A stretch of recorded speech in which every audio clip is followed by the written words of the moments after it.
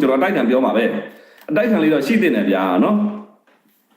မြန်မာနိုင်ငံကြီးအတိုက်ခံမရှိမှတ်ထားပါပေါင်းစားသောနိုင်ငံကြီးဆိုကျွန်တော်အမြဲတမ်းပြောပါနော်ကဲဟုတ်ပြီအဲ့တော့ကျွန်တော်နောက်ထပ်တစ်ဆင့်ကိုသွားရအောင်သွားရမယ်ဆိုရင်တော့ဗာလဲ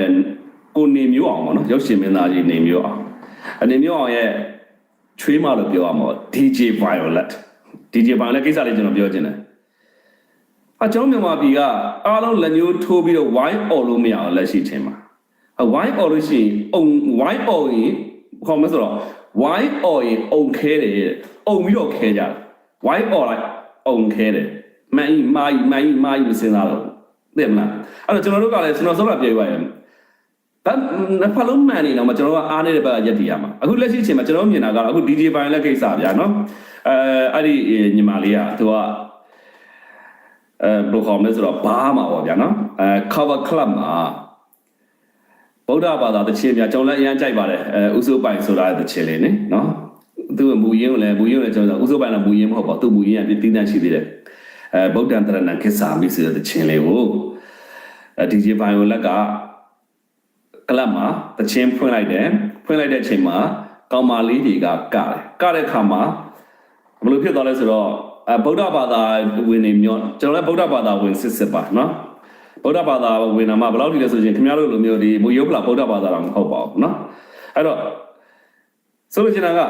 ကျွန်တော်ဗုဒ္ဓဘာသာဒါနဲ့ပတ်သက်ပြီးပြန်ပြောဆိုချင်တာပါလဲဆိုတော့ကောင်မလေးတွေကသူ့အတူကတယ်တခြင်းကဖွင့်တယ်တခြင်းကောင်မလေးတွေကတယ်ဟုတ်ပြီအဲ့ဒါဘာဖြစ်သွားလဲဗျအဲ့ဒါဗုဒ္ဓတရဏကိစ္ဆာမိတခြင်းနဲ့ကလို့ဆိုတဲ့ခါကြတော့မသိလို့ရှိရင်ကောင်မလေးတွေကလပ်ပေါ်တက်ပြီးတော့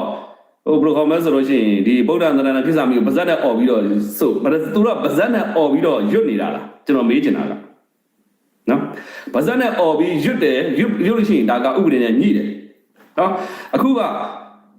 အားလုံးကဝိုင်းပြီးဆိုငပိန်းငတုံးနဲ့ဝိုင်းပြီးអော်လိုက်လို့ရှိရင်ဘာမှညမသိဘူးသူသွားဖမ်းတာပဲtheocracy ပေါ့ဗျာနော်ဘာသာရေးအဖြစ်